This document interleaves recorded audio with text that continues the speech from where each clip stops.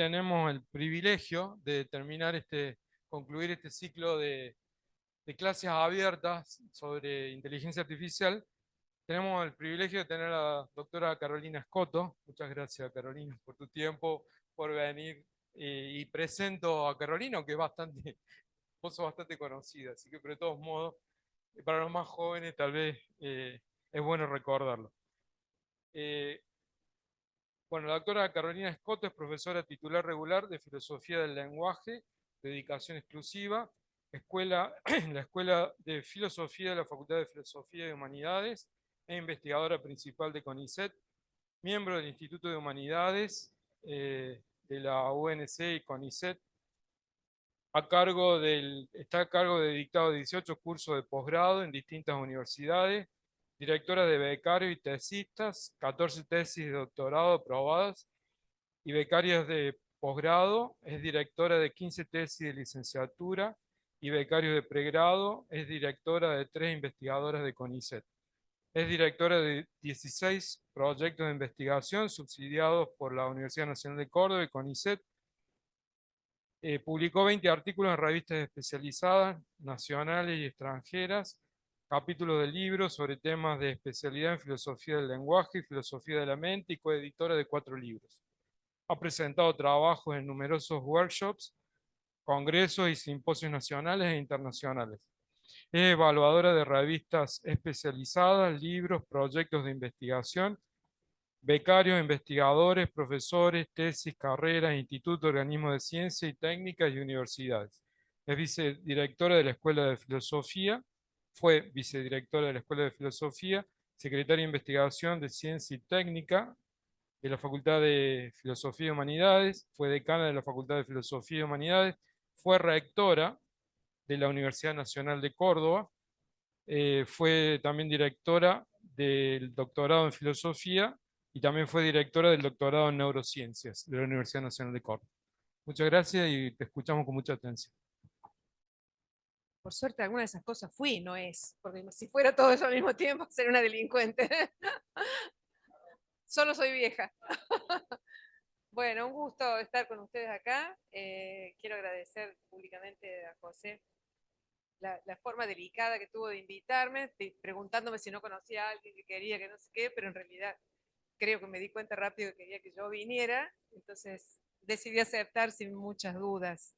Me pareció además bueno, me parece muy interesante que hagamos todos los puentes que sean posibles entre universitarios que estamos a unas pocas cuadras de distancia y que eso no es frecuente. Me refiero a los vínculos entre nuestra universidad y la Universidad Católica.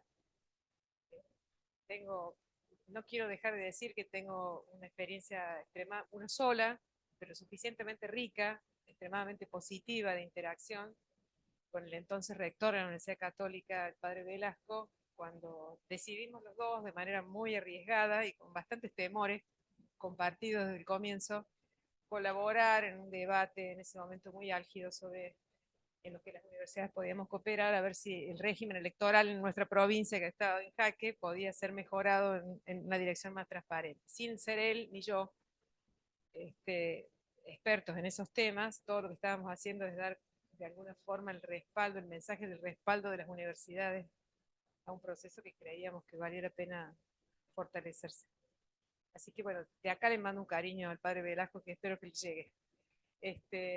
Bueno, el tema del que voy a hablar, que ustedes ya conocen su título, Cognición y Lenguaje, los debates acerca de la singularidad humana, guarda una relación cuanto menos poco clara o no explícita o nada directa, diríamos, con el tema de estos seminarios, de los cuales esta charla de hoy es la última, ¿no? En la disciplina de la filosofía de la naturaleza, José ha propuesto debatir sobre la inteligencia artificial, un tema del que no soy especialista, pero que como buena filósofa estamos atentas a las fronteras, a los límites, a los desafíos que presentan eh, fenómenos de la magnitud, de la presencia cultural de la inteligencia artificial. Muchas de las lecturas, algunas de las cuales voy a traer a esta conversación que he hecho a lo largo de mi carrera, tienen una relación directa y me han llevado a tener una cierta aproximación, una cierta perspectiva a los problemas que plantea, vamos a decir así, a la antropología filosófica, la inteligencia artificial. Así que como ustedes verán, aún planteado en ese nivel de generalidad, el tema de mi charla va a tocar, primero indirectamente y luego directamente, también cuestiones vinculadas con la inteligencia artificial. Sin embargo, el campo al que me voy a referir, y ya verán por qué, con mucha más detalle, es un campo que uno no conectaría en absoluto en principio, no hay una conexión obvia, es el campo de los estudios sobre cognición y comunicación animal, eh, lo cual tampoco aparece en el título, porque en realidad pareciera que ese es un título que anuncia una charla sobre antropología filosófica. Entonces, en vez de hablar de las máquinas y en vez de hablar de los animales, vamos a hablar de nosotros. Solo que, como les quiero contar, hay una manera tradicional, clásica, de hablar acerca de nosotros. Cuando digo hablar, quiero decir conceptualizar la naturaleza humana, los rasgos que nos harían criaturas singulares, distintivas, únicas o excepcionales. Estos conceptos están dentro de la misma familia, pero no todos se refieren a lo mismo.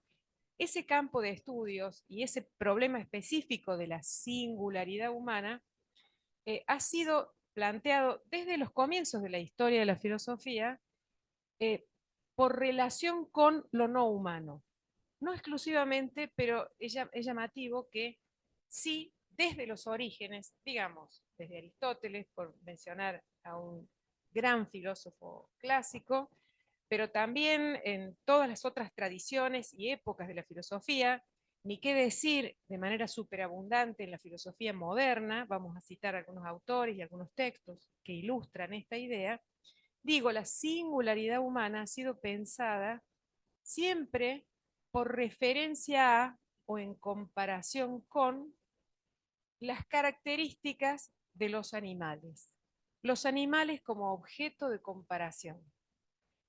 No estoy diciendo que a los filósofos de todas las épocas les interesó estudiar a los animales. Antes bien, la filosofía de casi todas las épocas, incluyendo la nuestra, como nos reflejan los diseños académicos de nuestras universidades, se ha autopercibido, para usar un verbo, un participio de moda, como perteneciendo indiscutiblemente a las ciencias humanas o a las humanidades. Y dentro de las humanidades no tienen un lugar cómodo, no lo han tenido a lo largo de la historia de las humanidades los animales. Nadie diría, sin un argumento muy sofisticado, que las humanidades estudian a los animales. Sin embargo, se han referido a ellos, han utilizado las características conocidas o conjeturadas acerca de tales o cuales especies animales, casi todos los grandes filósofos de casi todos los sistemas de pensamiento, porque les han servido para elaborar una visión antropológica tomando como referencia, como punto de comparación, en rigor, como punto de contraste a los animales.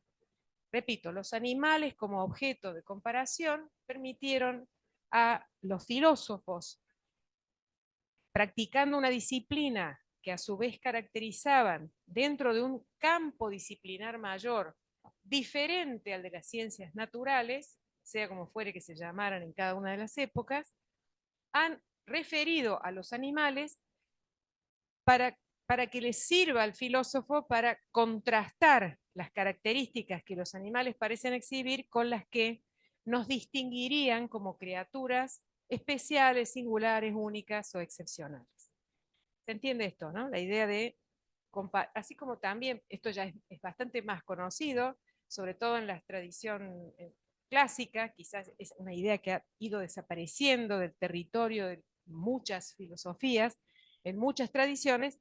Del mismo modo, se han elaborado concepciones antropológicas en contraste con, o tomando como comparación, en un sentido bien diferente, en una dirección bien diferente, es decir, mirando hacia arriba y no hacia abajo, a los humanos con criaturas superhumanas o con Dios, ¿no?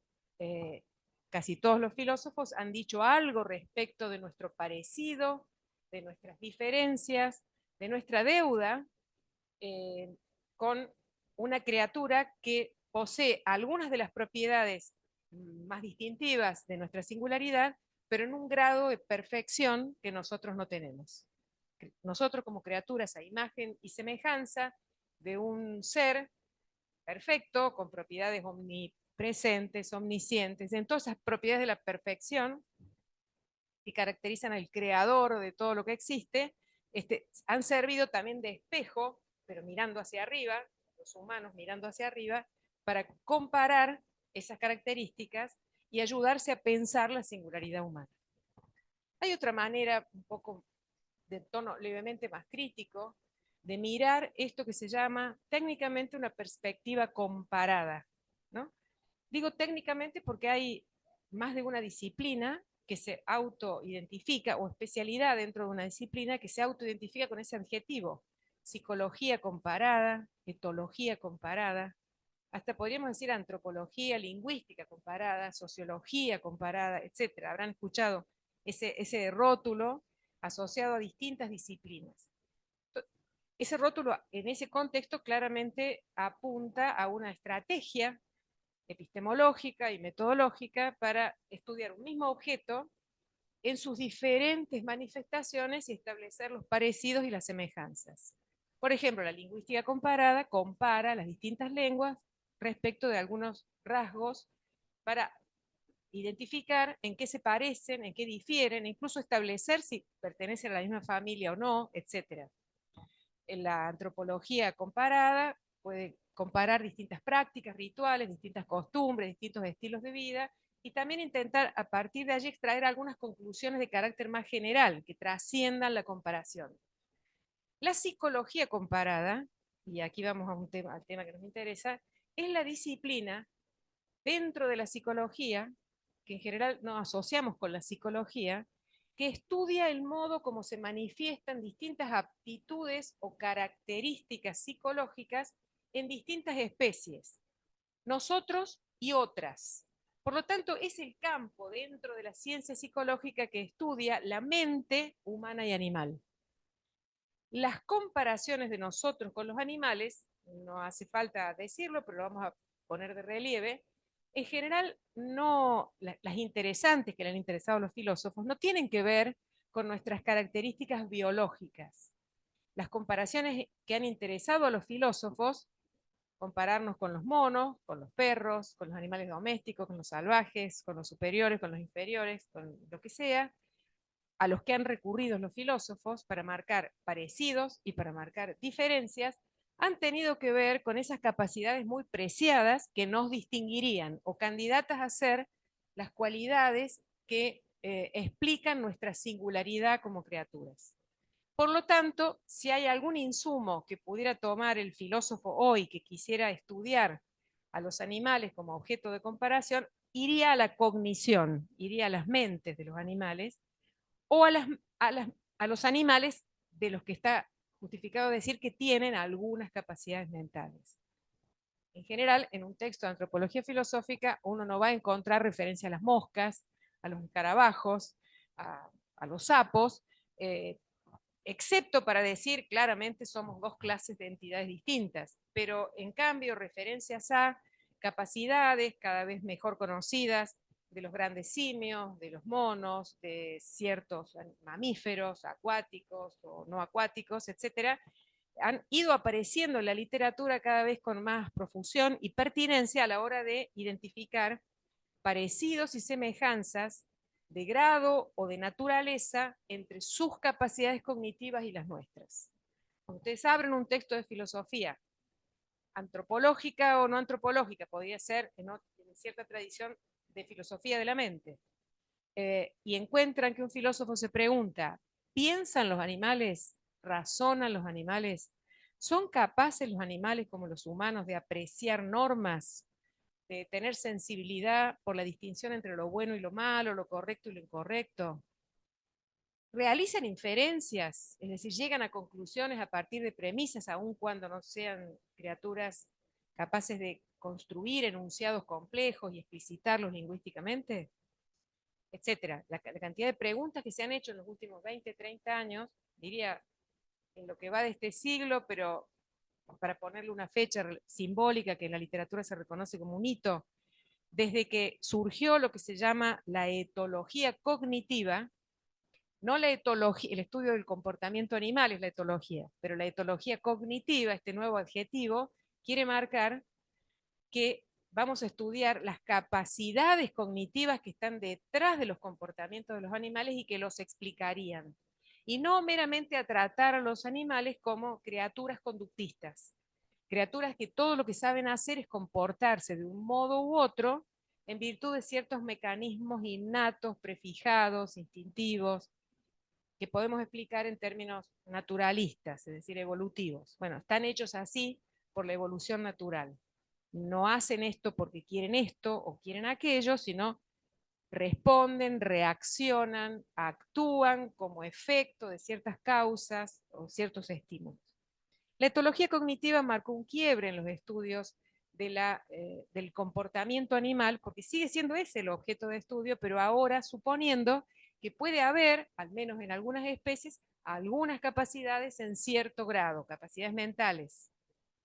Entonces tenemos dos disciplinas, la psicología comparada, coloca a nosotros y a los animales, y compara qué capacidades tenemos, en qué grado, de qué modo, y que los estudia, por supuesto, experimentalmente, en el laboratorio y demás, es una ciencia, y la etología cognitiva, que es una disciplina que estudia a los animales, pero que pegó un salto en los años 80 del siglo pasado, es decir, no hace demasiado tiempo, hace apenas, ¿cuánto? 40 años, que los etólogos ya hablan resueltamente de capacidades mentales. Razonan, conceptualizan, infieren, eh, eligen, prefieren, tienen la intención de, etcétera, para explicar un sinnúmero de comportamientos que antes quedaban simplemente relegados a estilos de conducta explicables en términos no mentales, no psicológicos. Vuelvo al tema.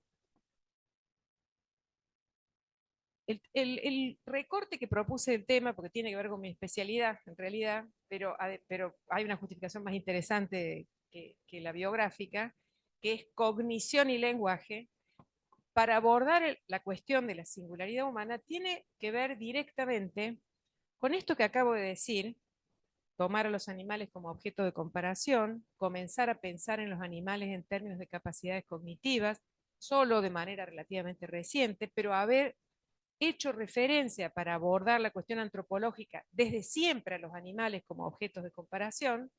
Dicho sea de paso, los animales de los filósofos, esto no es yo lo uso así para provocar, los animales de los filósofos, es decir, los animales de los que hablan los filósofos en sus textos, son referidos por ellos como bestias, brutos, criaturas mudas sin mente. Bueno, recogí de los textos, busqué, googleé, entré a todos los textos, y hay un repertorio de palabras derogatorias, puramente negativas para referir a los animales, muchas de las cuales apuntan a aquello de lo que los animales carecen, y no a aquello que los animales poseen como aptitudes o características distintivas, ni siquiera positivas, distintivas, diferenciadas, no tienen por qué adosársele una connotación valorativa positiva, sino describirlos y explicar sus conductas en términos de esas capacidades. En general, en cambio, los filósofos que se han referido a los animales han hecho énfasis en aquello de lo que los animales carecen. Y aquello de lo que los animales carecen, que explican la utilización recurrente de esta terminología, bestias y brutos, los brutos pasa a ser incluso en cierta época en la literatura filosófica un término casi como sinónimo de animal, sin ninguna otra sobrecarga negativa. Hoy los leemos como una denominación extremadamente, como digo, derogatoria, peyorativa. Apuntan a dos capacidades que ellos no tendrían: mentes y lenguaje. Por eso algún filósofo habla de las bestias mudas.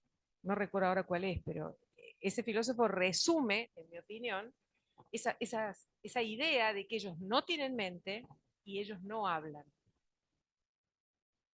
Hay un filósofo conocido por todos, que se hace cargo de esa asociación entre mente y lenguaje, quizá de la manera más, generando un canon, como se dice, ¿no? Un patrón de pensamiento que perdura hasta hoy y en el que muchos científicos que estudian a los animales y muchos filósofos de distintos signos siguen creyendo, así como también muchos otros discuten con fervor, que es nuestro amigo Descartes. Descartes dijo, a ver si encuentro acá el texto porque me lo copié para leérselo, me parecía. La razón por la que los animales no hablan, hay muchos lugares donde Descartes se refiere a los animales y se refiere a sus incapacidades comparándolos con nosotros, esa perspectiva comparada de lo que nos recién. La razón por la que los animales no hablan como nosotros lo hacemos no es que carecen de los órganos requeridos para poder articular un lenguaje, agrego yo, sino que es porque no tienen pensamientos. No puede decirse que se hablen unos a otros, pero que no pueden entenderse, o que nosotros no los podemos entender. O sea, tienen un lenguaje solo que nos resulta inaccesible a nosotros. Sino todos los seres humanos usan el lenguaje, por más estúpidos e insanos o locos que puedan ser esos seres humanos. Incluso aún cuando no tengan lengua u órganos para vocalizar ese lenguaje. Es decir, está reconociendo que nosotros seríamos criaturas lingüísticas quizá por otros medios que no sean los medios vocales, ¿no? Como hoy sabemos, personas sordas de nacimiento pueden desarrollar un lenguaje de señas que, como la ciencia ha mostrado también hace no más de media hora, es una lengua con todas las complejidades, son más de una, son de hecho tantas lenguas como comunidades que las han creado, tan lenguas como nuestras lenguas vocales, utilizando simplemente otros medios manuales o visuomanuales en lugar de vocal auditivos. Bueno, todos los seres humanos usan el lenguaje por más estúpidos y sanos que sean, y aun cuando no tengan los órganos apropiados. Consecuentemente, esto es un argumento, miren lo que pasa con los animales, miren lo que pasa con nosotros, incluso con nosotros, los peores de nosotros, los menos dotados, que esta puede tomarse, dice Descartes, como una diferencia específica, real, entre humanos y animales.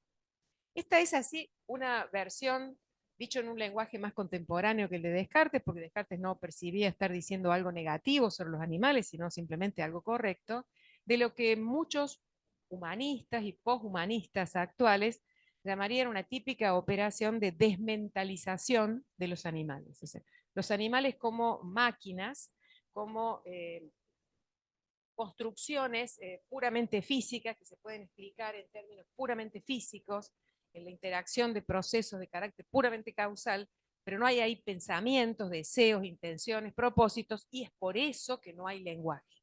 Entonces la conexión cognición-lenguaje está en la matriz de los argumentos que además conformaron una tradición clásica.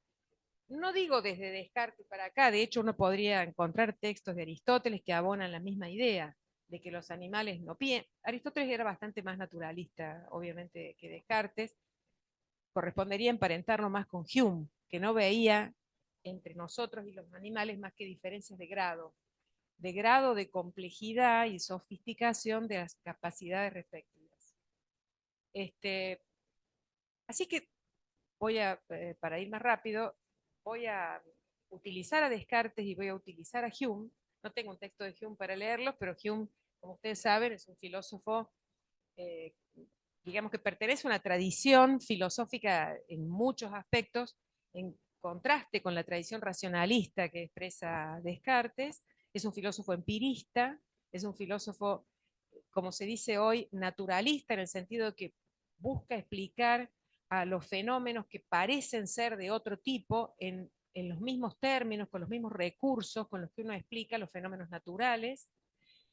Propone en su tratado sobre la naturaleza humana, que es una especie de tratado para fundar una específica manera de hacer antropología, la idea de que se puede hacer una ciencia, no una filosofía, una ciencia de la naturaleza humana, y que esa ciencia va a revelar que nos parecemos más a los animales de lo que nos diferenciamos de ellos.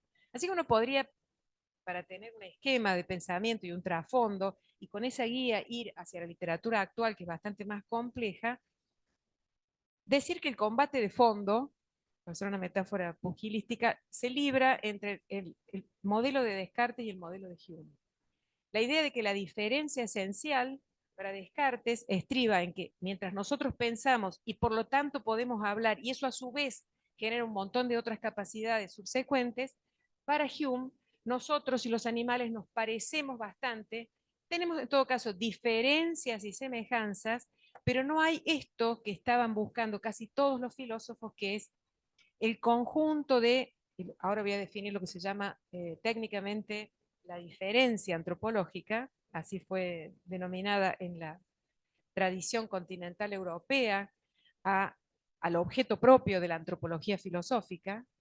La diferencia antropológica es el conjunto de, si existen, el conjunto de propiedades o características que se presentan solo o únicamente en seres humanos, es decir, que no son compartidas por otras criaturas y que son poseídas por todos los seres humanos y son características universalmente distribuidas en la población en cuestión, pero repito, que son únicas y que además son constitutivas, es decir, constituyen la diferencia específica y además, y este es un tema muy interesante y a su vez abre un conjunto de discusiones muy complejas en la literatura actual, ellas mismas son la precondición de otras características que van sumando diferencias antropológicas irremontables.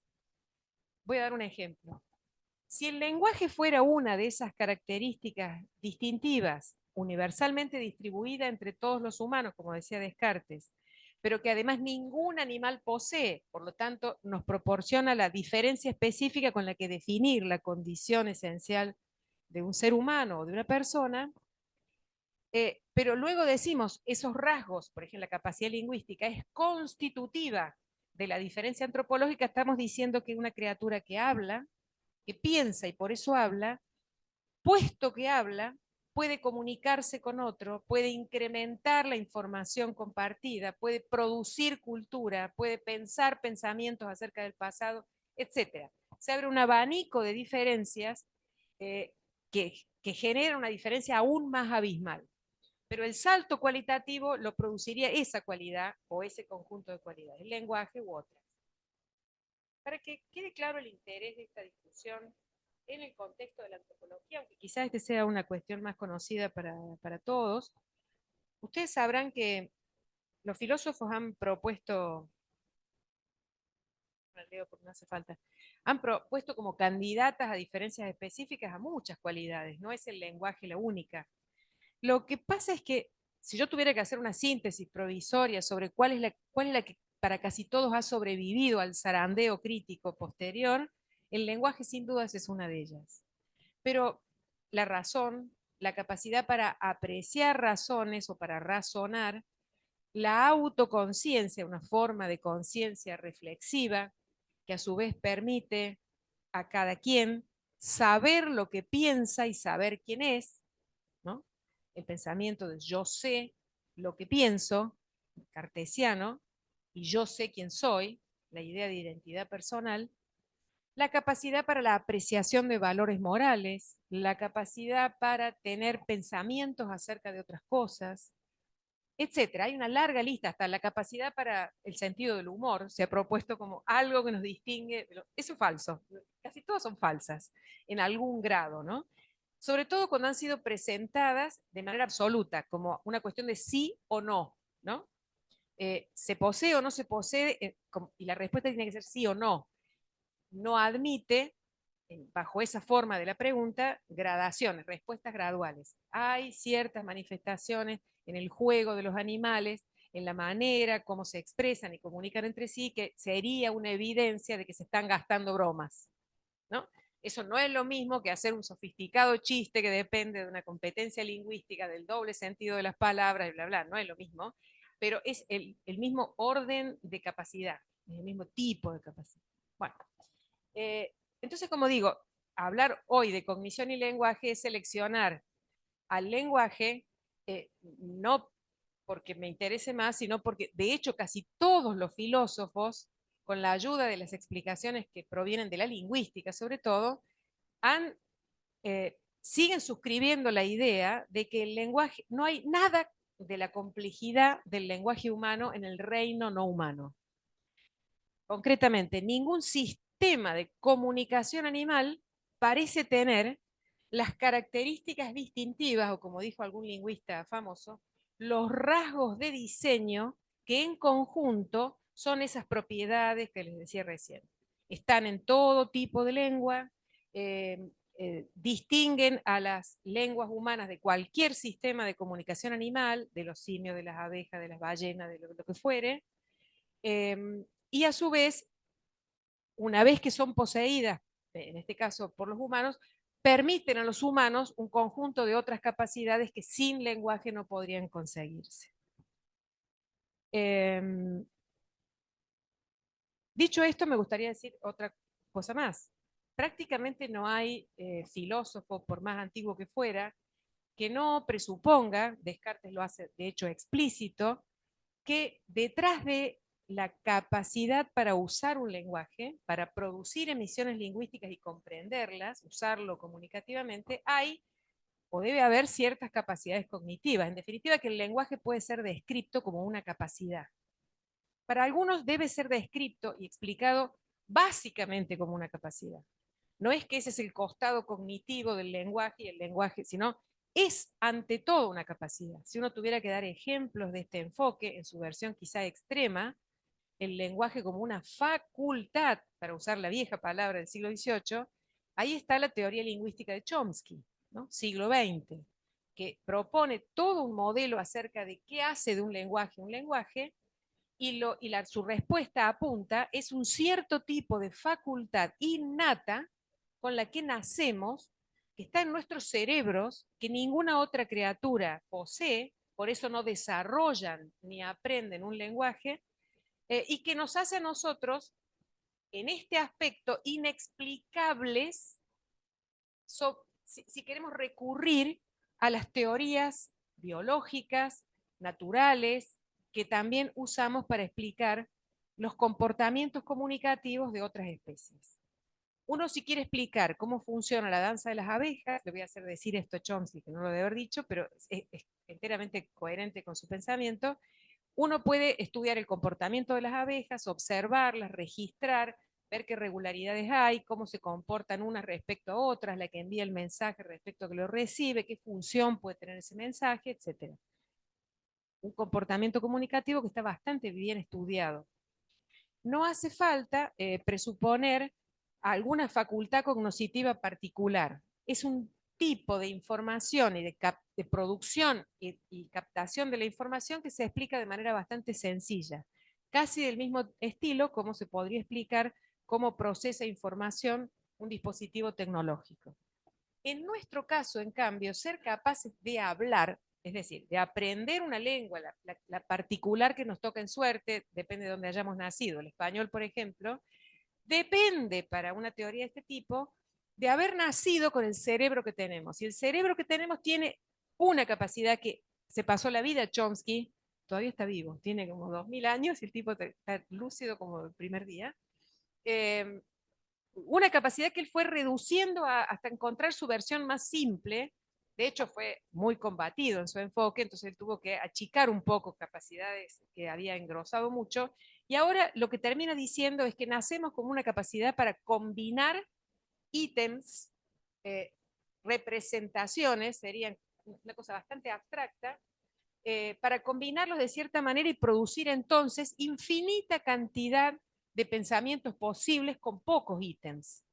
Pónganlos en términos de palabras, lo que quiere explicar Chomsky respecto al lenguaje, pero lo explica diciéndonos cómo funciona nuestro cerebro, por lo cual podemos aprender un lenguaje, es esta capacidad que tenemos con las palabras, con un cierto repertorio finito, no infinito, finito de palabras, con un léxico finito y unas pocas reglas para combinarlos de las maneras correctas, formar infinitas nuevas expresiones lingüísticas que además podemos comprender sin haberlas escuchado jamás.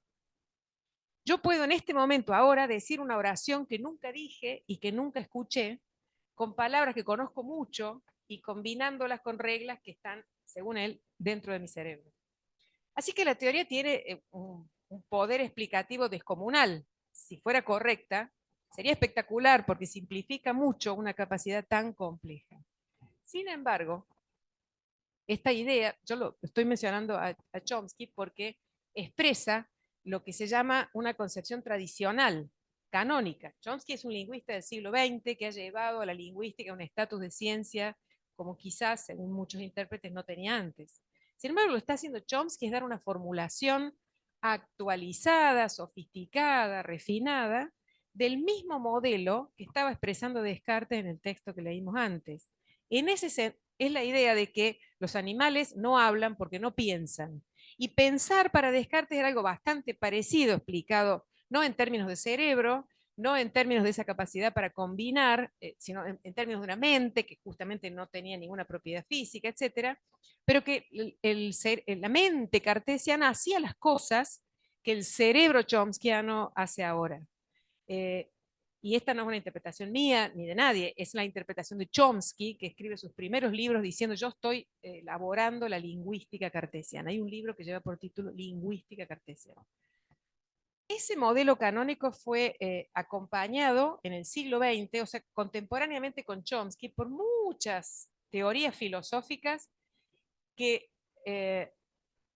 elaboraron lo que se denomina el modelo computacional de la mente. Quizás escucharon hablar de eso, los modelos o teorías funcionalistas de la mente. La idea de que la mente lo que hace, eso es una mente, es recibir información del entorno externo a la mente, procesarla de cierta manera, es decir, realizar computaciones sobre esa información, una vez convertidas en representaciones en la mente, y luego producir lo que se llama un output, una respuesta verbal o comportamental, que depende de esas representaciones.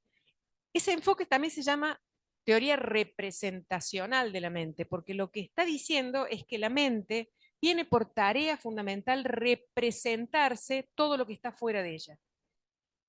Pareciera una idea buena, el problema está con el todo lo que hace la mente. Si todo lo que hace la mente es representarse, o si las representaciones son uno de los insumos y una de las funciones que tienen nuestras mentes, ¿no? Fodor prácticamente elabora su concepción de la mente en los años 60, 70 y 80 del siglo pasado, inspirado por la lingüística cartesiana de Chomsky, o sea, en la lingüística Chomsky, en la filosofía de la mente Fodor. ¿Por qué esto genera una concepción tradicional? Bueno, porque básicamente reúne todas las características que la hacen cuanto menos compatible con lo que dijeron los grandes filósofos que separaron a los humanos de los animales y que los separaron por sus capacidades cognitivas y relacionaron esas capacidades cognitivas con el lenguaje, con ingredientes críticos del lenguaje. Este modelo que yo recién le resumía groseramente de Fodor, que propone Fodor entre tantos otros filósofos, Fodor es el filósofo más célebre que elaboró ese modelo, faltan muchos detalles, también habrán escuchado hablar de la concepción modularista de la mente, bueno, esa mente está a su vez regionalizada en partes especializadas, una percibe, la otra procesa, la otra razona, la otra produce respuestas, etc. Es como una máquina, ¿no? Es como un trabajo de tipo algorítmico el que realiza la mente, muy lejos de la idea de que la mente es lo que nosotros creemos que estamos pensando y te podemos contestar si me preguntas en qué estás pensando. Es algo que ocurre por debajo de lo que sabemos que ocurre, pero que hace que yo te pueda contestar a la pregunta en qué estás pensando, pero la mente tiene que hacer mucho más para eso, ¿no? Por eso trabaja como el hardware de una computadora. Hay muchas características entonces en esa concepción tradicional, computacional de la mente como un procesador de información, eso nos lleva al tema de la inteligencia artificial, que tuvieron gran auge en la segunda mitad del siglo pasado. En este siglo se produjo una crisis en ese modelo. Un conjunto de otros enfoques empezaron a perforar los puntos débiles de ese modelo y se ha llamado a eso enfoques post-cognitivistas. No cognitivistas, sino post-cognitivistas, porque siguen queriendo explicar lo que llamaríamos las capacidades cognitivas. Cognitivas no quiere decir algo muy distinto de mentales, lo que mental significaba en el siglo XVII, hoy es cognitivo. Quizás abarca más procesos, seguramente sí, en general estos filósofos cuando usan el adjetivo cognitivo están pensando en todas las cosas que ocurren en nuestra mente, que incluyen las capacidades innatas, los procesos automáticos de los que no tenemos conciencia alguna, las asociaciones reforzadas con la práctica pero no pensadas y que cuesta mucho revisar, además de los razonamientos, las inferencias conscientes y demás, que solemos reservarles el adjetivo de mentales, ¿no? ¿Se entiende lo que quiero decir? Cognitivo pasa a ser todo lo que ocurre acá adentro y muchas de esas cosas no son las razones autoconscientes de los filósofos Kant, Descartes y demás, sino que incluyen muchos más ingredientes y en algunos casos incluyen como regiones de la mente, ¿no? Hay un filósofo que les quiero hablar ahora, que se llama Daniel Dennett, que elaboró una distinción para dar cuenta de esto que estaba pasando en la filosofía de la mente, con ayuda de las ciencias cognitivas o estimuladas por los avances de las ciencias cognitivas. La distinción que él propuso es entre procesos de nivel subpersonal y procesos de nivel personal.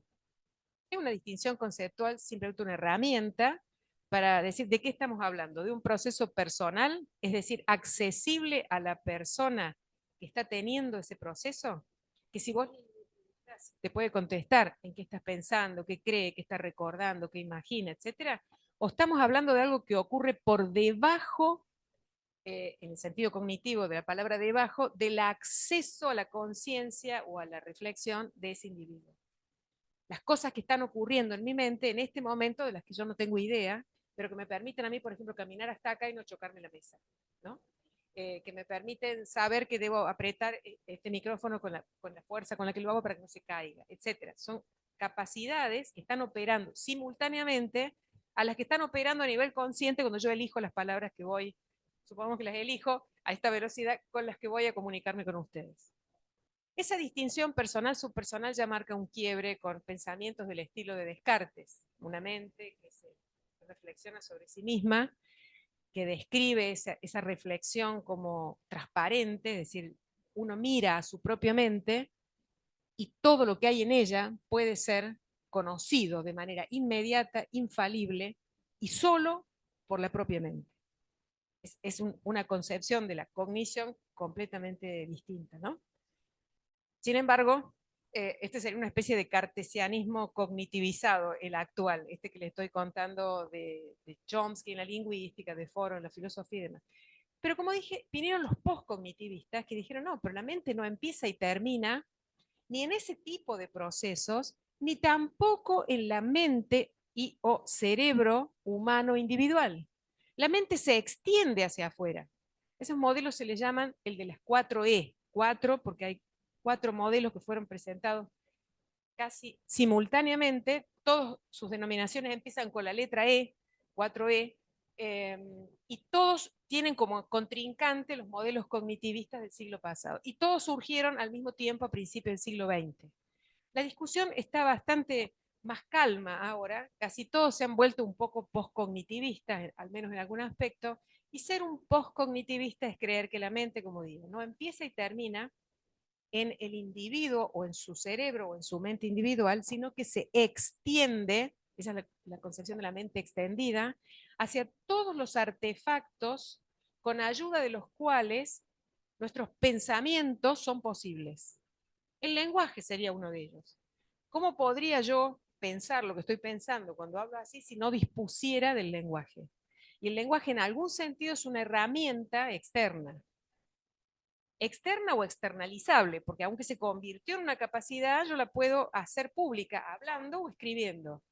Ahí están las palabras que vos me querés transmitir, que las escribiste, las dejás ahí, yo mañana vengo, las encuentro acá y se convierte en una herramienta mía para pensar en lo que vos pensaste.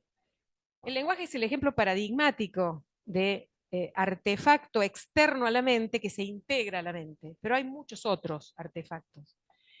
La otra concepción interesante, en mi opinión, de postcognitivista es la concepción de la mente corporeizada, embodiment en inglés, de ahí viene la E, esta segunda E.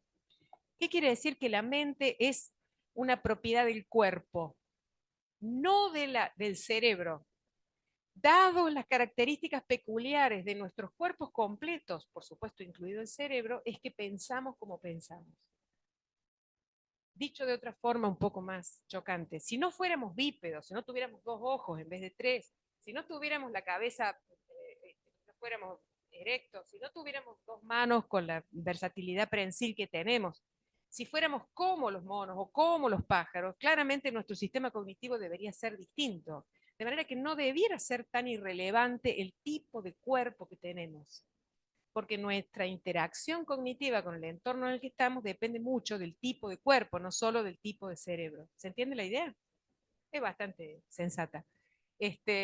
Solo que complica la explicación mucho más, porque hace intervenir a los rasgos sensorio-motores dentro de los factores cognitivos y todos ellos, aunque involucran el funcionamiento del cerebro, requieren también el funcionamiento del conjunto del cuerpo y de su interacción con el medio. Bueno,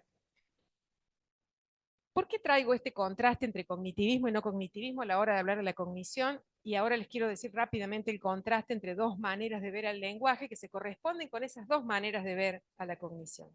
Sobre una de las maneras de ver el lenguaje ya les hablé con el ejemplo de Chomsky. A esto se les llama concepciones formales del lenguaje.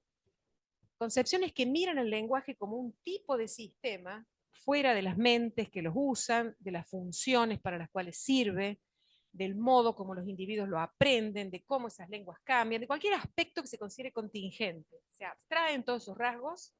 No me interesa el español, no me interesa el inglés. Me interesa lo que tienen en común que subyace y a eso le vamos a llamar lenguaje.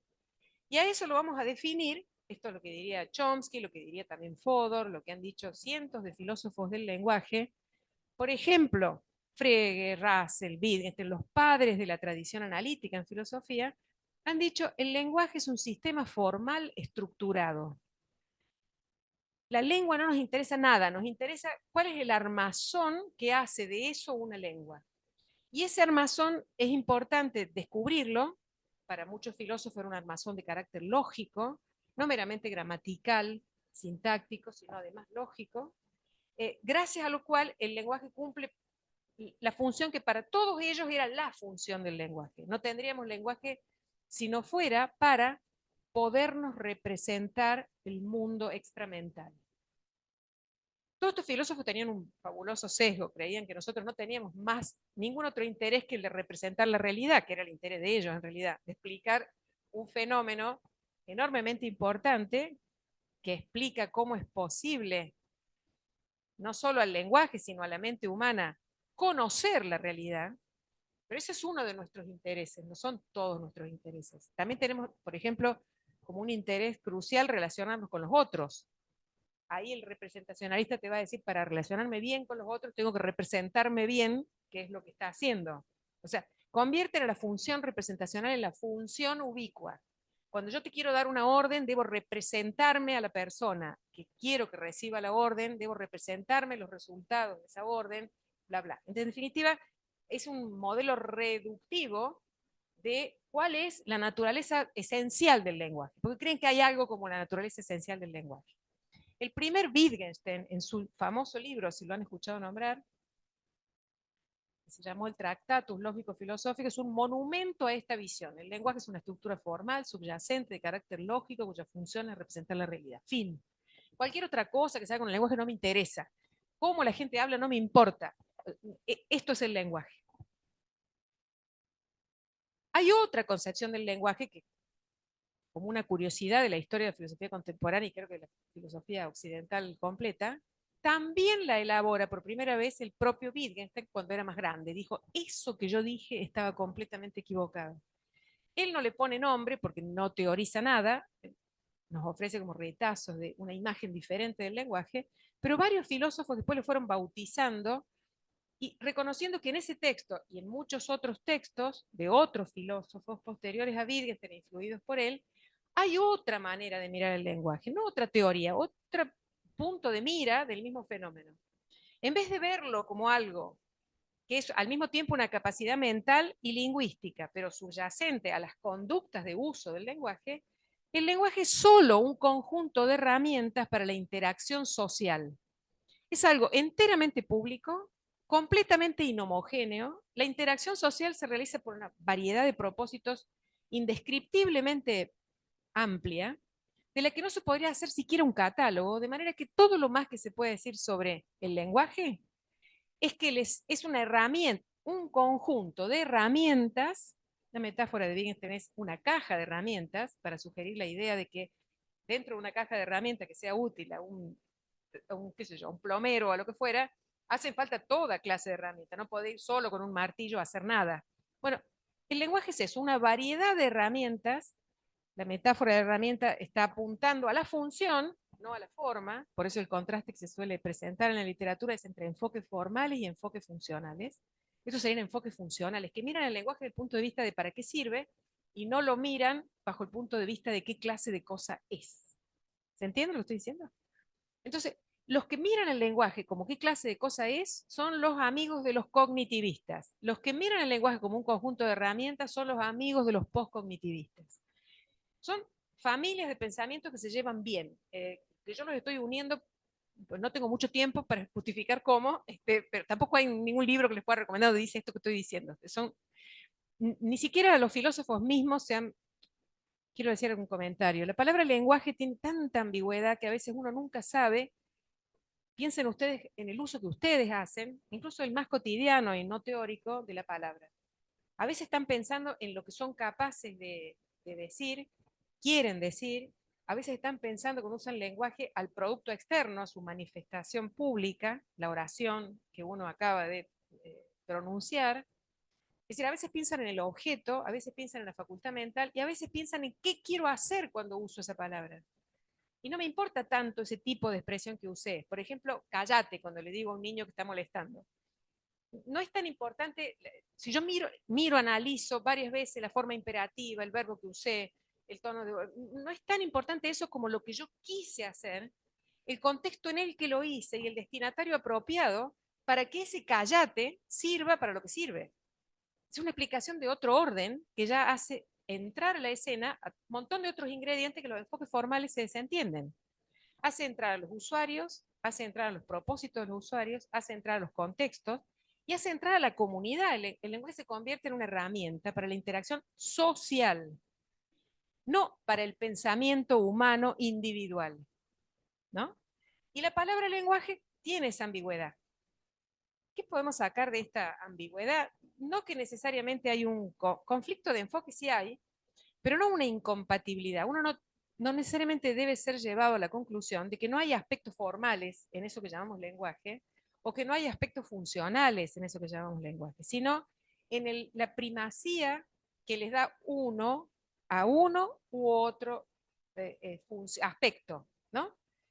En la literatura reciente de los últimos, qué sé yo, 10 años, los filósofos del lenguaje hablan de la primacía de la sintaxis y la semántica versus la primacía de la semántica y la pragmática. ¿Qué hay que explicar primero? Primero, no en el sentido meramente temporal, sino primero en el sentido epistemológico. Si yo explico primero esto, entonces voy a entender lo otro. ¿Se entiende lo que digo? Yo no voy a entender por qué tiene este diseño la gramática de los lenguajes, por qué encontraron esta forma de solucionar cómo se combinan las palabras, si no explico para qué sirve combinar las palabras, qué distintas funciones tiene combinar las expresiones de ciertas maneras, tal que haga falta ciertas reglas que se convencionalicen, se cristalicen y le permitan a esa comunidad decir, cada vez que levanto el tono de voz y uso un verbo de esta forma, interpreta que es una orden, ¿no? En vez de arrancar por los aspectos formales y después dejar todo el otro barro que quieren las personas cuando usan esas expresiones, cómo las aprendieron, en qué contexto son entendidas, para después. La distinción, voy a usar la metáfora de Chomsky, muy reveladora de su pensamiento, no la oculta, él no es que revelador en el sentido de que se le escapó, no es un, ¿cómo se dice?, un acto fallido. Él dice, hay rasgos nucleares o centrales en el lenguaje y hay rasgos periféricos. La lingüística teórica, o la filosofía del lenguaje más fundamental, debería estudiar los rasgos centrales. Los periféricos quedan para las disciplinas aplicadas, secundarias, satelitales, qué sé yo, la sociología del lenguaje que estudia aquello, la psicolingüística que estudia el aprendizaje, la antropología lingüística que estudia la diferencia en la lengua, pero la lingüística teórica que estudia qué es el lenguaje. O sea, los aspectos nucleares, sin los cuales no tenemos lenguaje. Bueno, la disputa es sobre qué es lo nuclear y qué es lo periférico. Si lo nuclear es la interacción pragmática o lo nuclear es esa estructura formal. ¿Se entiende lo que estoy diciendo? Bueno, ¿para qué fui a todo esto? Me fui tan lejos que tengo que volver ahora. ¿Quieren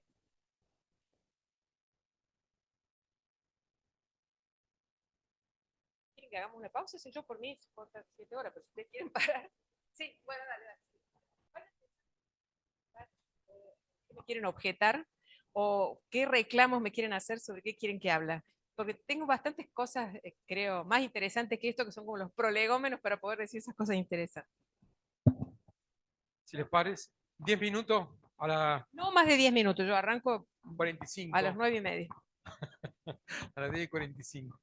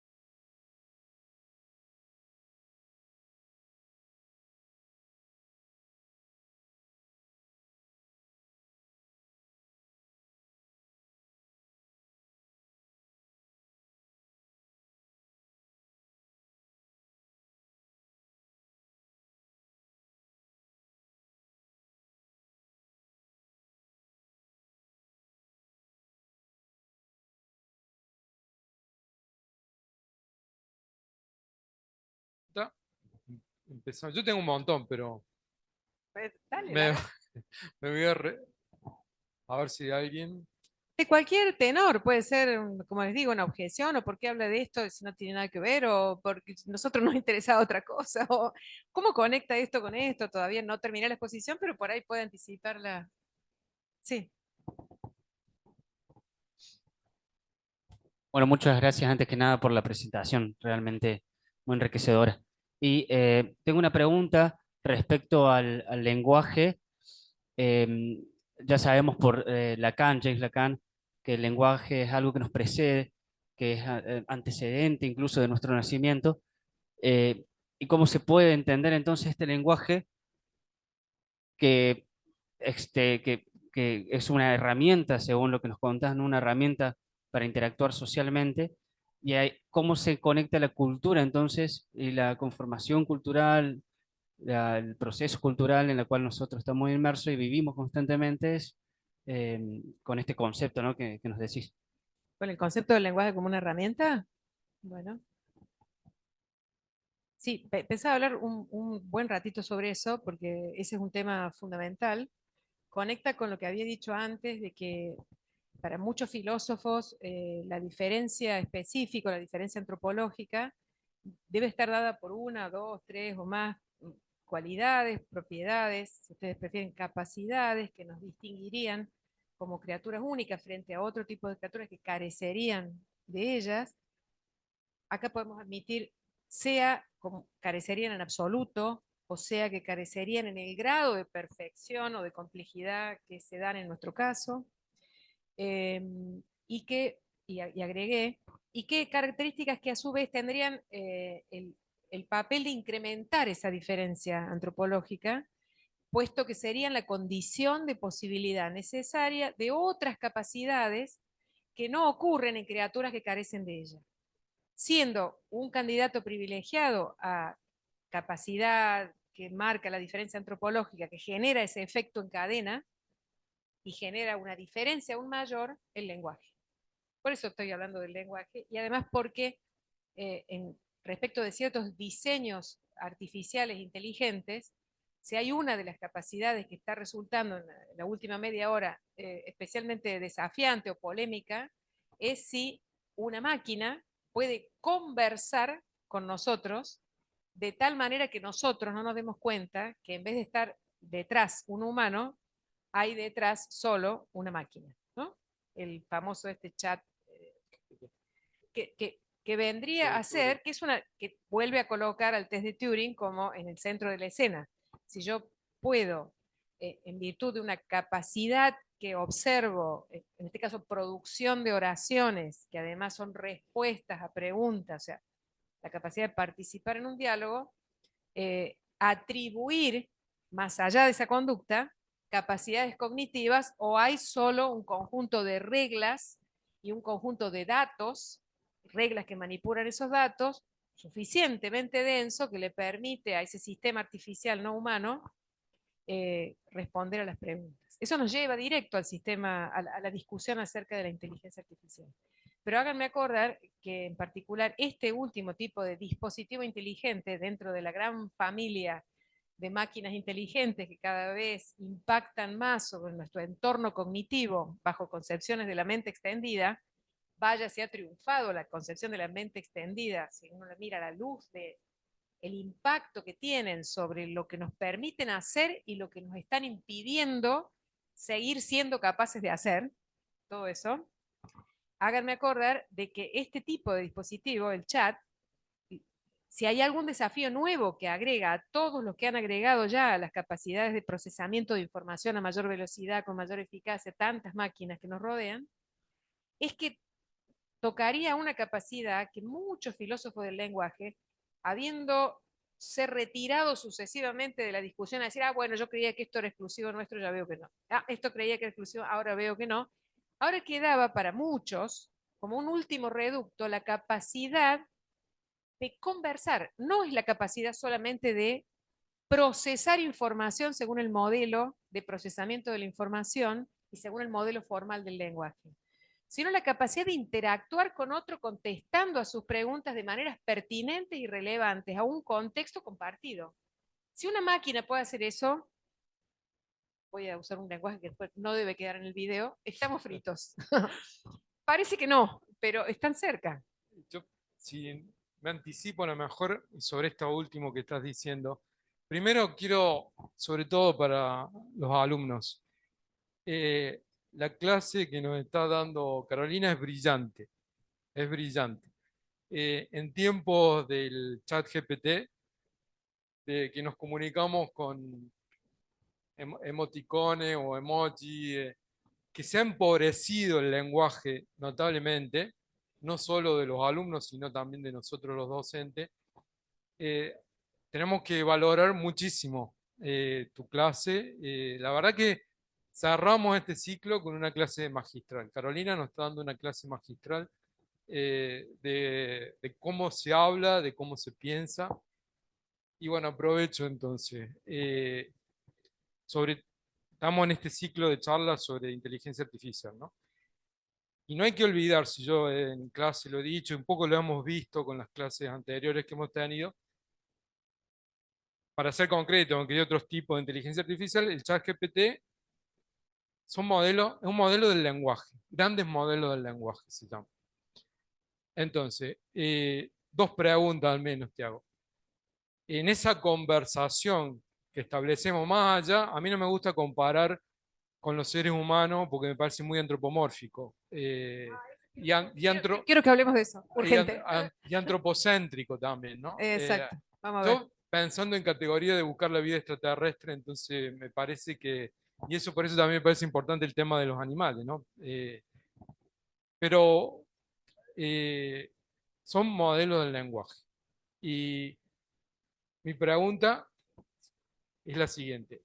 Nosotros cuando hablamos tenemos un horizonte de sentido. Yo le doy un significado a las palabras cuando las pronuncio, cuando las digo. y no estoy seguro, eso es muy común, que el oyente va a darle el mismo significado a las palabras, porque tiene otro horizonte de sentido. Entonces, yo cada vez digo, no puedo justificarlo esto, pero me parece, ahí te llegó el café, eh, me parece que empiezan a tienen, yo diría, un horizonte de sentido, que no sé si refleja, no lo sé todavía, el del programador o cómo le entrenaron, porque se entrenan, los famosos machine learning o deep learning, si refleja el horizonte, tiene sesgo también la inteligencia artificial, nosotros también tenemos sesgo, se dice que alucina, pero nosotros también alucinamos. Eh, entonces, es una pregunta, ¿no? Por el horizonte sentido de la inteligencia artificial. Y la otra pregunta que cuando vos hablabas pensaba el tema de la mente, ¿no? La relación, si podemos decir que hay de algún modo una mente en estos sistemas de inteligencia artificial. Y muchas más preguntas que por ahora dejo. Voy a intentar abordar tus preguntas. No tengo una respuesta personal suficientemente sofisticada como para la complejidad del tema, así que tengo intuiciones, tengo la idea de por dónde van los problemas, por lo menos, que suscitan, los desafíos que suscitan eh, los progresos extremadamente veloces de la inteligencia artificial y de las tecnologías digitales en nuestras vidas, digamos, en todas las dimensiones de nuestra vida, práctica, social, individual, cognitiva, política, etcétera. Creo que todavía nos deberíamos dar un tiempo para pensar en ese impacto, independientemente de cómo caractericemos en términos de atribución de capacidades cognitivas o no, de capacidades similares a las humanas o no, a esos dispositivos. Los efectos ya están, o sea, si uno empieza a arrancar por los efectos, capaz que puede contestar esas preguntas últimas, y mientras tanto esos efectos van haciendo, en mi opinión, van generando impactos en todos los planos que recién mencioné y muchos más, en una escala temporal extremadamente veloz que agrega impacto por sí mismo. O sea, si estos cambios se produjeran lentamente, digamos, si ocurrieran en el lapso, eso se ha dicho ya mucho, lo habrán escuchado, en el lapso de más de una generación, alcanzaríamos a poder lidiar con las innovaciones que acarrean de unas maneras más autocontroladas. Diríamos, esto sí, esto no, esto un poco, esto aquello, esto me sirve, pero no voy a resignar esto otro, esto no se lo doy a los niños o no a esta edad. Ahora ha venido un aluvión impuesto además por un horizonte, digamos, capitalista global de un nivel de celeridad al que estos dispositivos han ayudado mucho más, que ya prácticamente son, ya casi no uses esto, no compres aquello, no, ya parecen recomendaciones de la abuela, digamos, recomendaciones que uno desobedecía porque eran de otra época, digamos, ya son irrefrenables. Entonces me parece que hay un material para la reflexión descomunal. Si hay algún área donde hay que reflexionar, en filosofía, en todas las ciencias sociales y en todas las ciencias naturales, es decir, en todo el campo del conocimiento, es ese, me parece a mí. Eh, la segunda cuestión que quería decir es invitar a la conversación a un filósofo que ha muerto hace un par de semanas y yo todavía lo estoy lamentando porque tenía una admiración particular por la espectacular lucidez y osadía para pensar de ese filósofo, es Daniel Dennett. Murió hace 2 semanas o algo así, ya un hombre grande, 80 y pico de años, pero que ha producido una reflexión filosófica que ha cruzado estos campos de conocimiento de maneras muy originales, muy provocadoras. Esto es, voy a decir, independiente de que uno le parezca correcto o incorrecto lo que él piensa, pero fíjense, él ha combinado reflexiones acerca de quiénes somos. Who I Am es un paper de él viejo, cuando él juega con la idea de la identidad personal y hace una cantidad de experimentos mentales muy divertidos. Eh, Incursiona en la cuestión de qué tan parecidos o diferentes somos las personas y qué clase de cosas somos las personas respecto a los animales. Y también elabora una distinción, una reflexión comparada con los animales y una reflexión comparada con la inteligencia artificial. Desde la década de los 70 del siglo pasado, en los 80, en los 90, hasta en 2017 publicó su último gran libro, cuyo título es From bacteria to Bach and back, desde las bacterias a Bach, a Johannes Bach, el músico, y ida y vuelta. Bach and back, fue un juego de palabras, como diciendo, les voy a explicar cómo hemos evolucionado. Es un darwiniano global, digamos, exprime el pensamiento darwiniano y lo hace no solo explicar los fenómenos que en principio pretende explicar la teoría de la evolución, que son los fenómenos de la evolución biológica o de la especiación, sino además cree que hay un modelo de razonamiento, de explicación que vale para muchos más fenómenos. Vale para explicar las diferencias de grado entre nosotros y ciertas especies animales, y ahí tiene toda una teoría acerca de en qué nos parecemos y en qué divergemos, que es distinta a todas las que les conté recién, y en ese sentido aparece también un desafío interesante. Y del otro lado dice, empieza a estudiar, como digo, tempranamente, el famoso debate sobre inteligencia artificial débil y fuerte, que fue dominante en la década de los 80, el test de Turing, cómo hay que interpretarlo, en fin, si las máquinas piensan, si no piensan, si llegarán en la década de los 80 a hacer una cantidad de cosas. Tendría que revisar el libro ese famoso que él escribió del año 87, 83, 87, que se llama La actitud intencional, que es un libro espectacular, o sea, una bomba de estímulos, digamos, ¿no? Uno o se enoja, o se entusiasma, o se enoja, se entusiasma, todo junto, pero no hay forma de pasar por ese libro de manera indiferente. Además no tiene el tipo de exposición filosófica, a veces seca, aburrida, llena de tecnicismo, sino que está lleno de ejemplos.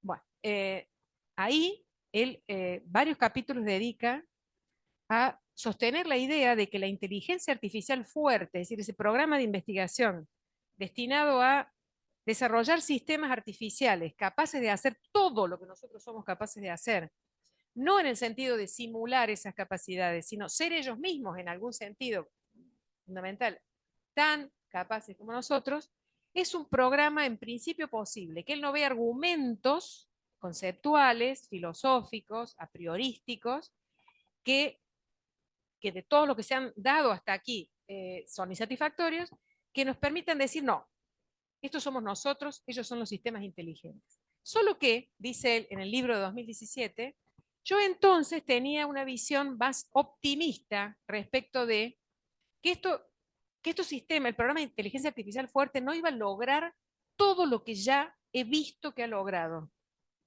dicho en el sentido positivo, y todos los efectos nefastos que esos logros están acarreando sobre nosotros. Las dos cosas, dice, lo cual es hace el pensamiento de él un pensamiento bastante más sofisticado que estoy a favor, estoy en contra, no, las máquinas no piensan, las máquinas sí piensan. Cualquier buena pregunta filosófica tiene que ser simple, tiene que ser del tipo, ¿piensan las máquinas? Después hay que empezar a refinarla y las respuestas no pueden ser simples. Si la respuesta es simple, es mala. Estoy dando una especie de reflexión sobre cómo tratar de profundizar en una pregunta interesante, no contestar de manera simplificada esa pregunta. Y fíjense lo que dice entonces, no hay nada que nos impida atribuir capacidades a un sistema artificial diseñado para ser competente en lo que sea, reconocer rostros, conversar con nosotros, procesar información a una velocidad mayor que nosotros, ser más eficientes que nosotros en hacer ciertos cálculos, lo que fuera.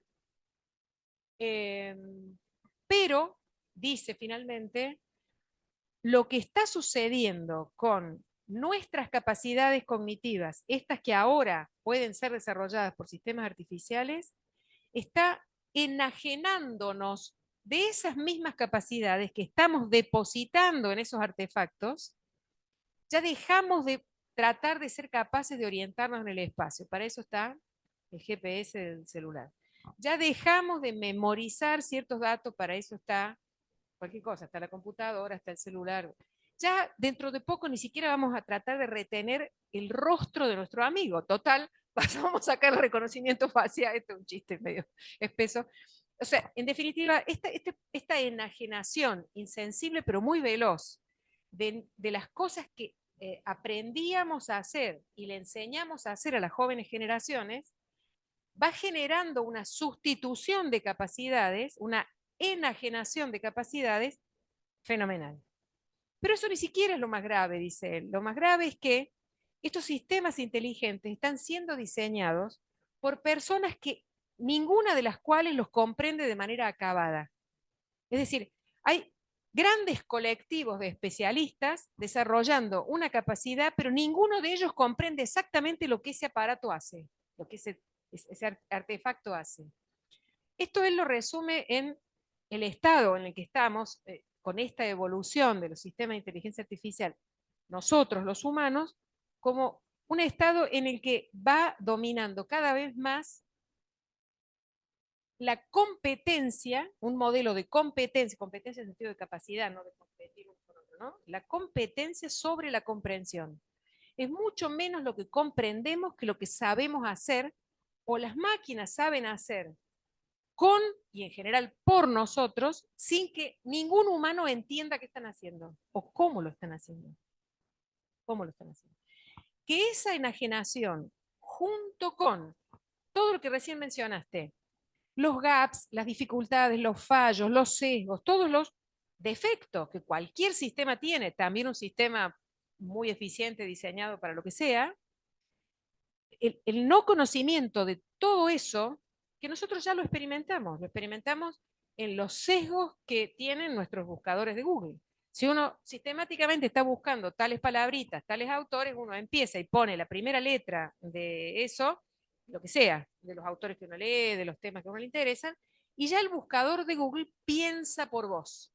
El ejemplo es incluso más trivial, más ingenuo, más naif, es el del corrector ortográfico, que una vez que está puesto ahí, te corrige no los errores, sino incluso lo que querés decir.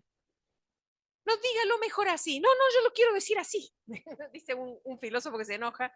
Un filósofo que en su momento fue, junto con Dennett, un tipo con una mentalidad liberal respecto de las máquinas.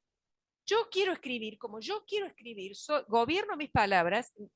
No estamos hablando de palabras que puedan ser corregidas porque se comete un error ortográfico, le faltó el plural, o hay una incoherencia, una no concordancia del femenino con el masculino, sino el corrector que te ayuda a decir lo que vos querés decir.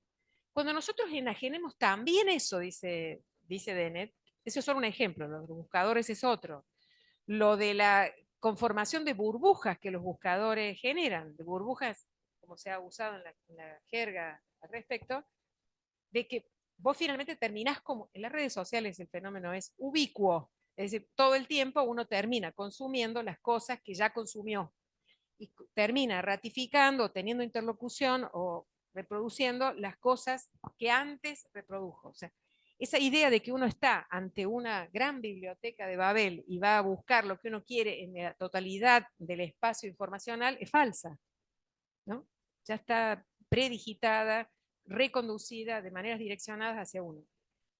En definitiva, el escenario que termina pintando Dennett en ese libro es de que estamos en una situación de grave riesgo, estamos alienando nuestras capacidades cognitivas y nos está invitando a, curiosamente eso no va acompañado con las máquinas no saben, no está acompañado con una defensa de ellos no pueden lo que yo puedo. En muchos casos hasta acaban pudiendo hacer cosas que hubiéramos dicho hace media hora atrás que no podían hacer. Nadie está en capacidad de decir, dice Dennett, todavía qué cosas realmente no podrán hacer. Puede que algunas no logren nunca hacer, pero hasta acá vienen ganando una batalla ciega.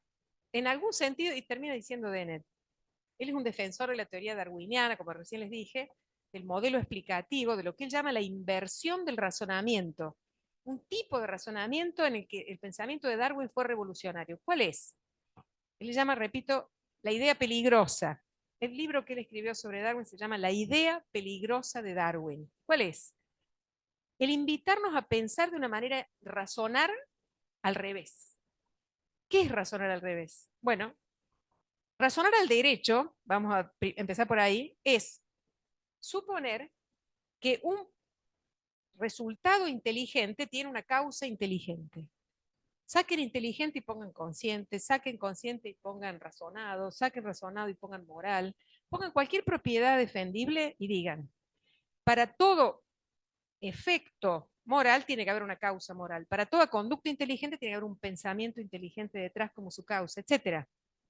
Este es el razonamiento que lleva a la idea de Dios como creador de un mundo, al que le transfiere algunas de sus cualidades. Pero aquello que creó un mundo así, a imagen y semejanza de, por lo menos en lo que a nosotros refiere, está suponiendo el razonamiento que según Dennett, Darwin invierte. ¿Se entiende lo que digo? O sea, en el origen tiene que estar lo mejor, tiene que estar Dios para crear el mundo. Estoy usando la idea de Dios creador de un mundo hecho a su imagen y semejanza como una versión no tan perfecta como la perfección misma que Dios representa, como un tipo de razonamiento. Hubo varios filósofos que cuestionaron ese razonamiento. Hume es uno de ellos. O sea, causas modestas, innobles, pequeñas, pensamientos de segundo orden terminan generando una obra de arte.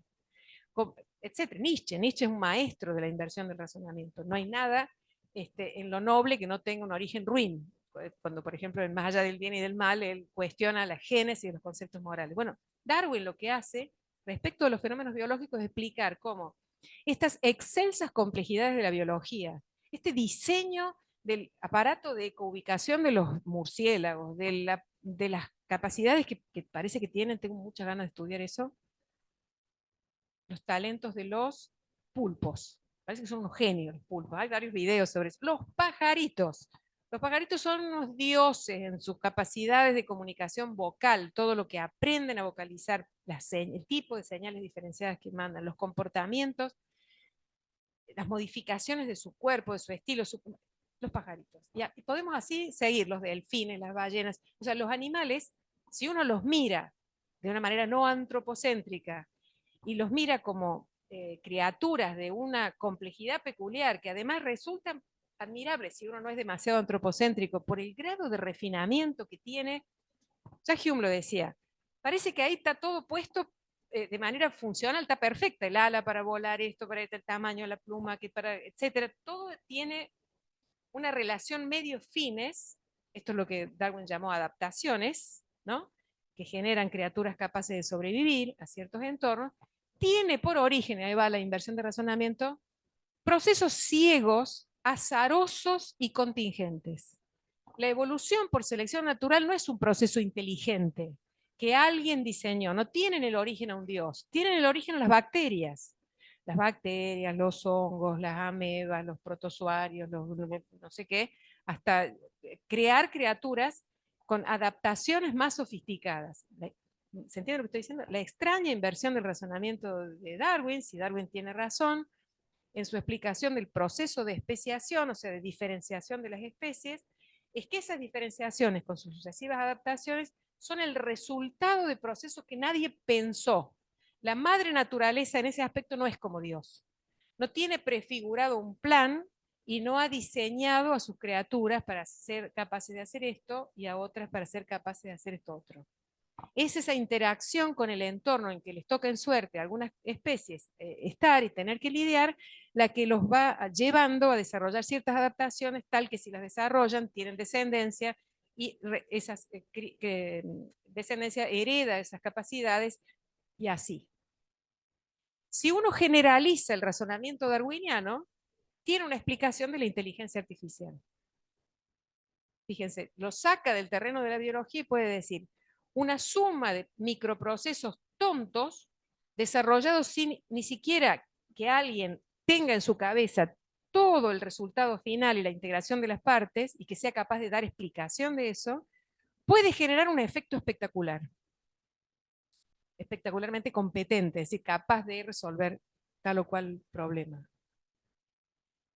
Es difícil quitarse, siguiendo el ejemplo, digamos, la moraleja de Dennett, quitarse de adentro el razonamiento que uno piensa que es correcto, que es el que uno utiliza para describir las propias conductas. Uno diría que una conducta paradigmáticamente humana, esta, por ejemplo, no es paradigmáticamente humana. Se rascan los monos, me rasco yo, ni siquiera sé que me estoy rascando, no requiere ninguna habilidad.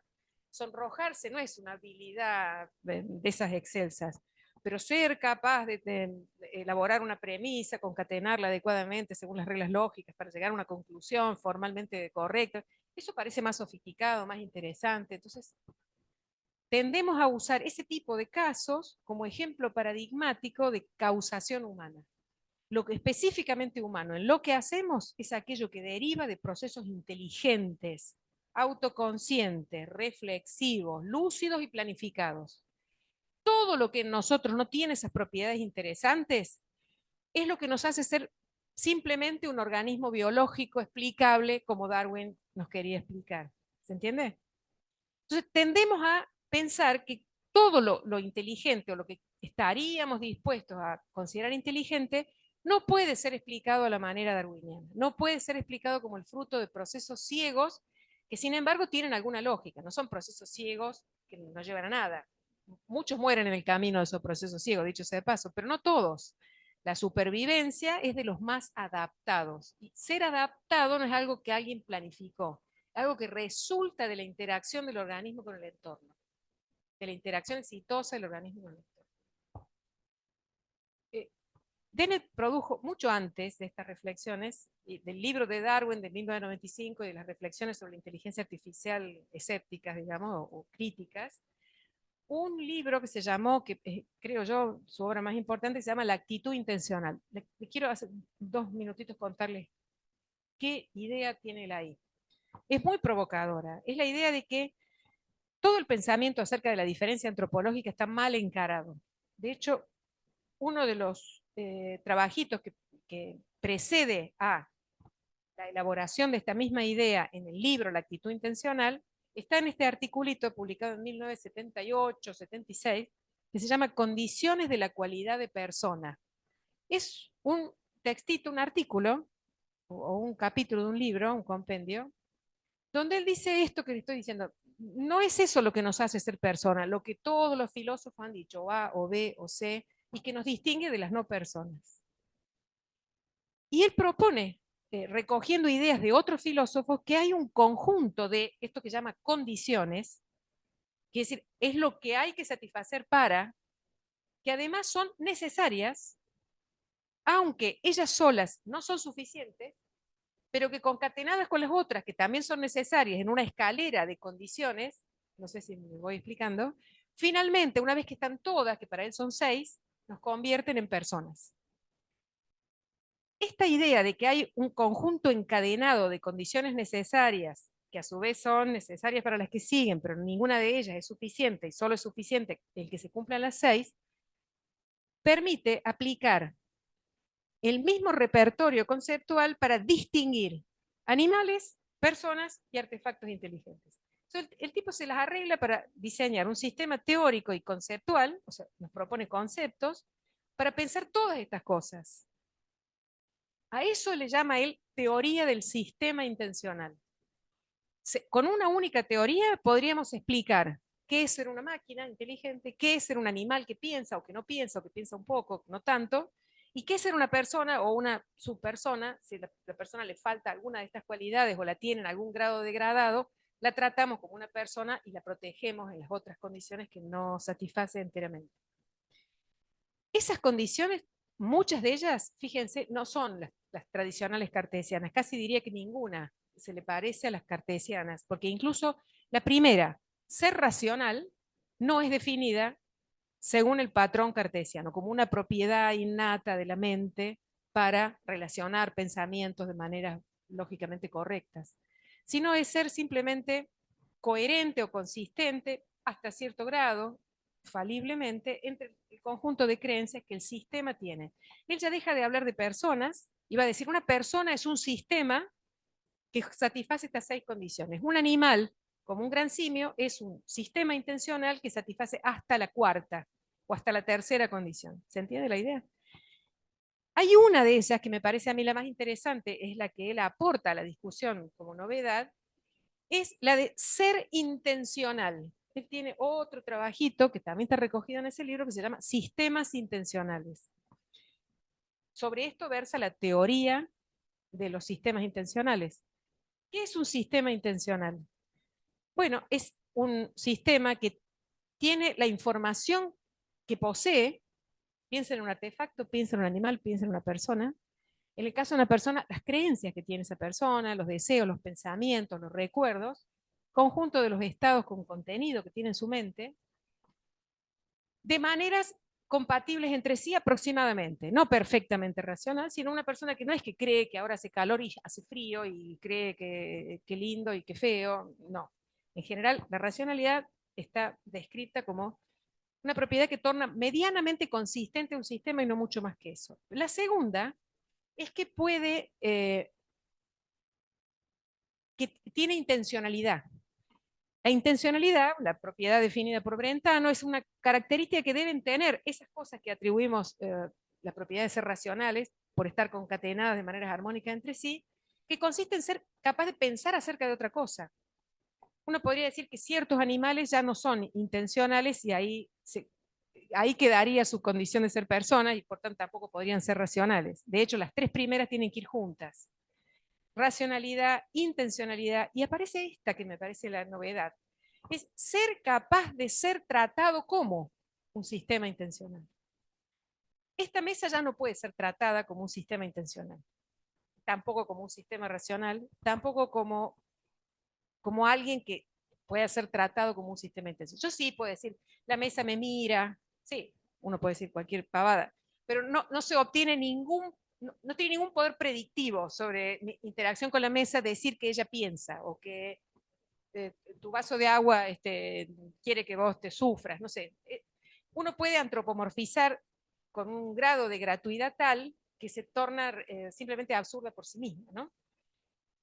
El ejemplo de Dennett es, yo puedo decir que la atril se queda quieto para favorecer que yo pueda leer el libro que estoy leyendo, que tengo, sí, pero no gano nada con eso. En cambio, sí puedo decir con cierto beneficio predictivo, no explicativo, con algo menos que es predicción, decir que el termostato sabe cuándo detener el calefactor porque la temperatura ya ha llegado a un cierto... Claro, no es que sabe en el sentido que vos y yo sabemos, o que el ingeniero que sabe de termostato sabe, pero él tiene un detector que hace predecible su conducta y cuando se apaga puede decir el detector está funcionando. O sea, lo puedo tratar como. Ser tratado como no es lo mismo que ser.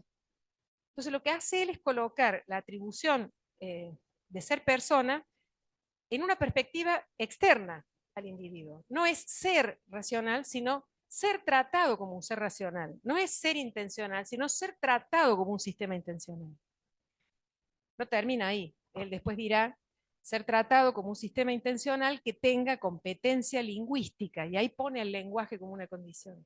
Pero tampoco lo pone como una facultad formal, que según los enfoques que les contaba antes, sino que sea capaz de comunicarse con otro. Otra vez vuelve a poner en la interacción en algo externo o la característica distintiva. Alguien que no puede charlar con otro, en el sentido que varios filósofos explicaron, no puede ser una persona.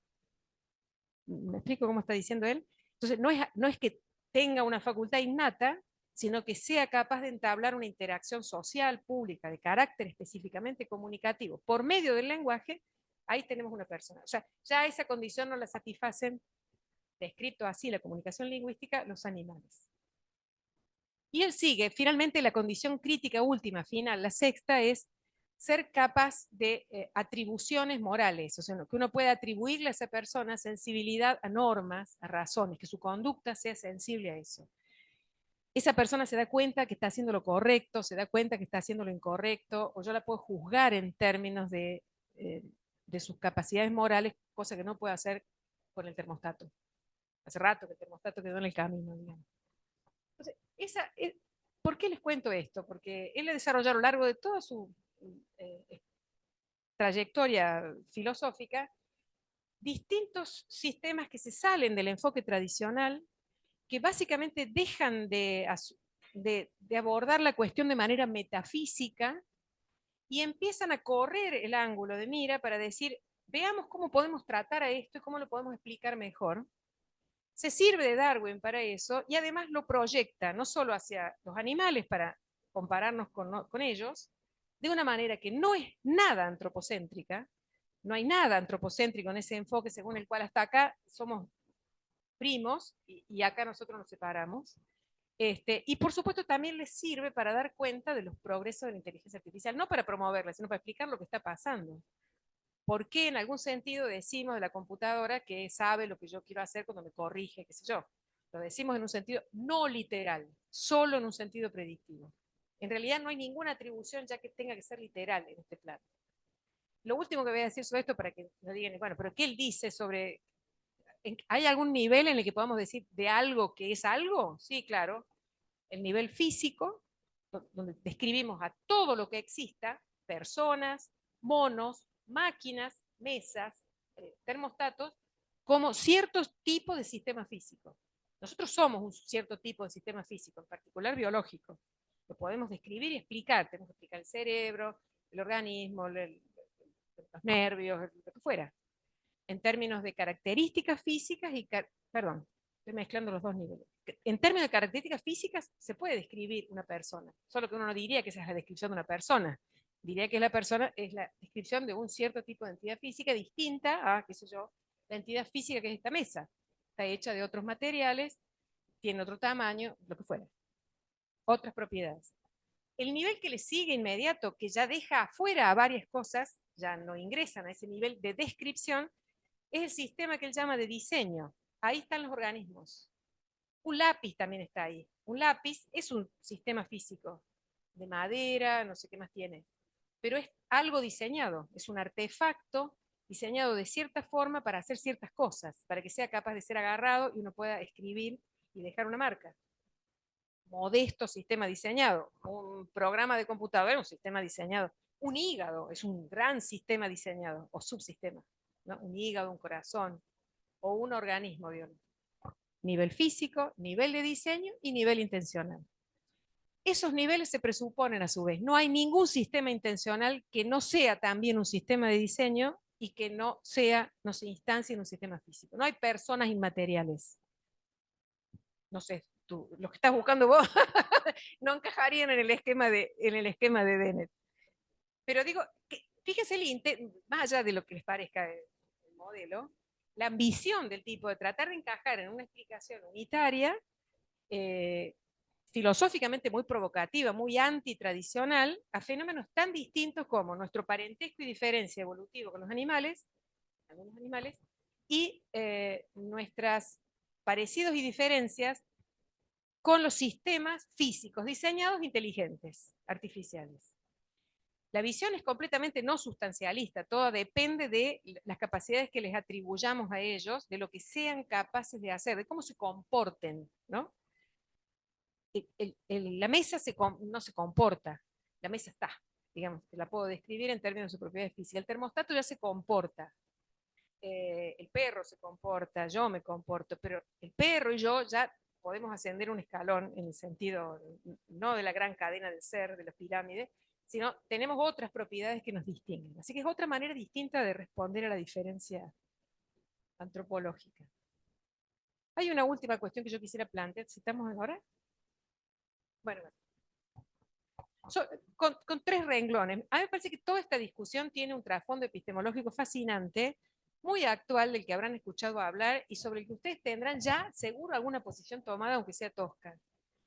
O uno cree que sobre estas cuestiones sigue siendo útil la distinción entre ciencias naturales y ciencias sociales y humanas. Seguramente si creen eso, creen que la filosofía, como se ha creído a lo largo de toda su historia, es la ciencia humana, o sea, debe verse como la que se tiene que ocupar estos asuntos acerca de qué somos y en qué nos distinguimos de otros seres. Yo creo que la ortodoxia sigue por ahí, o sea que todavía sigue siendo ese el pensamiento más ortodoxo. Si uno mira las universidades y la organización del conocimiento y el tipo de diálogo interdisciplinar, allá están las naturales. En general los animales están allá, los animales son de los científicos naturales, y acá están las humanidades y las sociales, acá están los hombres, como individuos o como grupos sociales. O uno cree, segunda opción, muy de moda, que está estallando, digamos, que es un territorio difícil de entrar y salir rápido porque está lleno de categorías nuevas, lo voy a llamar el giro animal, pero en realidad tiene muchos nombres: poshumanismo, transhumanismo, antropoceno, capitaloceno. Habrán escuchado hablar de todas esas denominaciones nuevas que uno no sabe exactamente qué fenómeno describen, pero básicamente describen la idea de que eso que parecía ser un dominio no contaminado por lo humano, ahora queda absorbido por lo humano. Los animales ya no son animales como criaturas con ciertas propiedades distintivas, son las interacciones humano-animal. Eso es el giro animal, la idea de que tampoco se pueden estudiar los animales, hay que estudiar la interacción humano-animal. Es más, la interacción humano-animal dentro de cierto análisis del discurso. Ahora los animales ya, según mi opinión, en el poshumanismo desaparecieron, cuando en realidad pareciera que han ocupado un lugar de privilegio por fin. Muchos poshumanistas no hacen más que citar a Derrida, el filósofo francés, que tiene un libro que habla sobre su gato lo mira, y básicamente es que lo mira él. O sea, eso es el poshumanismo postestructuralista. Y hay otra opción, que es un enfoque transdisciplinar, o sea, la idea de romper por fin, alguna vez, con la distinción esencial, naturaleza, espíritu, vista desde el ángulo epistemológico y vista desde el ángulo metafísico. Es pensar que si vamos a estudiar los animales, vamos a estudiar los sistemas inteligentes, nos vamos a estudiar a nosotros, hace falta una interacción entre todas las disciplinas. No hay manera de decir, este es un objeto de las ciencias naturales y este es un objeto de las ciencias sociales. No estoy diciendo que esa distinción no sirva, sino estoy reclamando la interacción. Y en mi opinión, la filosofía, en ese caso, no es una disciplina estricta y entera y exclusivamente humanística, que tiene algunas especializaciones que se salen de las humanidades para ver qué hacen los científicos y decirles qué es lo que está bien y qué es lo que está mal. La filosofía me parece que tiene todos los temas a su alcance y tiene que ocuparse de todos los temas, como en realidad, en algún sentido, es la visión más clásica de todas, y no tiene que arrinconarse ni en las humanidades, ni en las ciencias, en ningún lado, porque digamos, los temas en principio son todos aquellos que nos preocupan a los seres humanos. En un sentido, ojalá no antropocéntrico, porque si no tampoco sería de utilidad. No es para gobernar desde ahí arriba, sino para tomar todos los temas y tener un enfoque más generoso. Te agradecemos mucho, Carolina, por tu excelente clase de hoy. Hemos aprendido mucho, así que bueno, muchas gracias.